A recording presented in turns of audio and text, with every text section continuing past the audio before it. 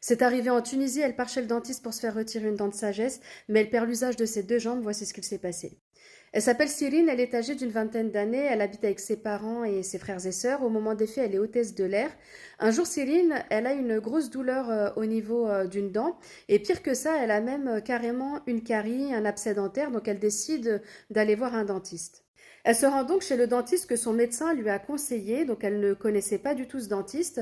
Elle y va, elle est reçue donc par lui et son assistante dentaire, et au cours en fait de l'examen, il lui dit que finalement il est obligé en fait de lui retirer une dent de sagesse pour pouvoir soigner la dent qui est abîmée, et donc il va devoir programmer une opération.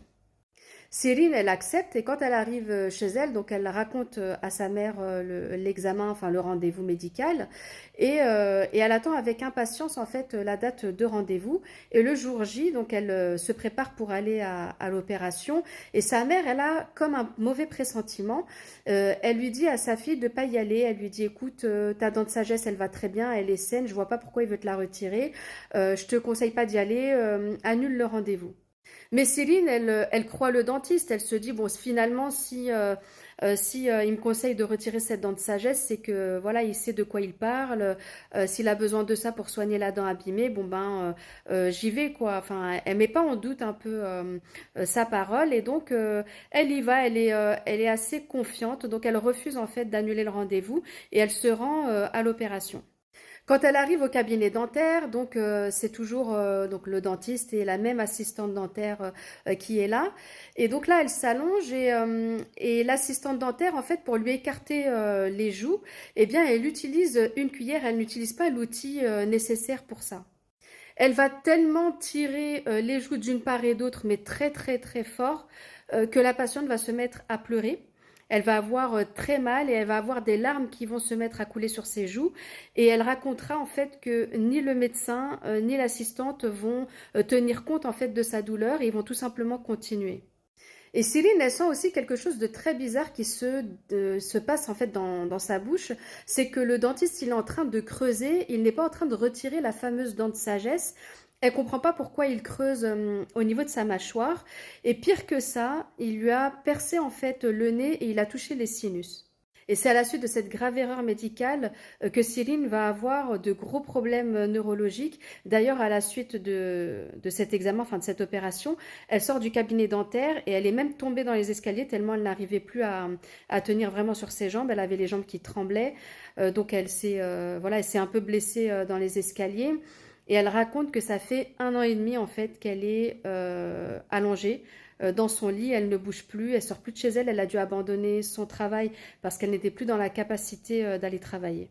Elle raconte que depuis cette opération, elle a des grosses douleurs au niveau des cervicales, elle a des migraines régulières, elle ne peut plus marcher, donc comme je vous le disais, elle est allongée toute la journée, elle n'arrive plus à passer des nuits sans douleur, elle a une douleur constante et continue, elle peut plus poser en fait sa tête sur un oreiller ou sur quelque chose, il faut qu'elle soit un peu surélevée pour pouvoir dormir.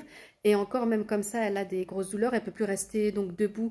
Elle avait l'habitude de rester avec sa mère dans la cuisine, préparer avec elle à manger, l'aider à faire du rangement, le ménage, et qu'elle est plus du tout dans la capacité d'aider sa mère aujourd'hui. Elle a consulté 23 autres médecins et dentistes pour essayer de voir s'il n'y a pas une solution, si elle peut pas se faire opérer, guérir, enfin qu'on lui atténue au moins les douleurs qu'elle a. Il y en a aucun qui a réussi en fait à la guérir. Elle a passé en fait des examens, des scanners et on lui a dit en fait que ses joues ont été complètement fracturées, c'est-à-dire l'assistante dentaire a tellement tiré qu'elle lui a fracturé les deux joues.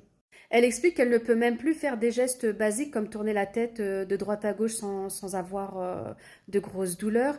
Elle a une gouttière tout le temps qu'elle doit porter, ce qu'elle n'avait pas avant. Elle raconte elle sent en fait des grosses, enfin de l'eau couler à l'intérieur de ses joues.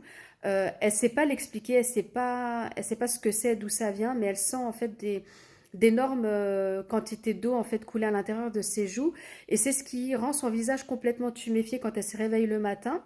Et des fois, la première fois où elle s'est réveillée avec le visage tuméfié, elle est allée voir à l'hôpital pour leur montrer en fait le résultat de l'opération, mais les médecins sont démunis, ils savent pas trop comment l'aider, ils savent pas expliquer en fait ce qu'elle a et tout ce qu'ils trouvent à lui dire, c'est de d'engager une procédure, d'engager la responsabilité du dentiste qui l'a opéré pour obtenir au moins une réparation sur le préjudice, des dommages d'intérêt, mais elle n'est pas dans cette démarche. Elle dit qu'elle veut juste récupérer sa santé. Elle a envie de retrouver sa santé. Elle veut pas gagner de l'argent, récupérer de l'argent. C'est pas son but premier. Elle a tellement mal, elle est tellement dans la douleur qu'elle veut juste guérir et arrêter de souffrir.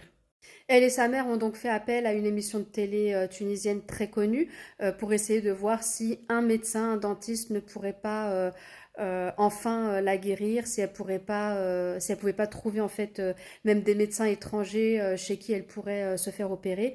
Donc voilà, aujourd'hui elles sont là à demander de l'aide. Donc voilà, elles ont présenté leur histoire à la télé tunisienne et on verra ce que ça donnera.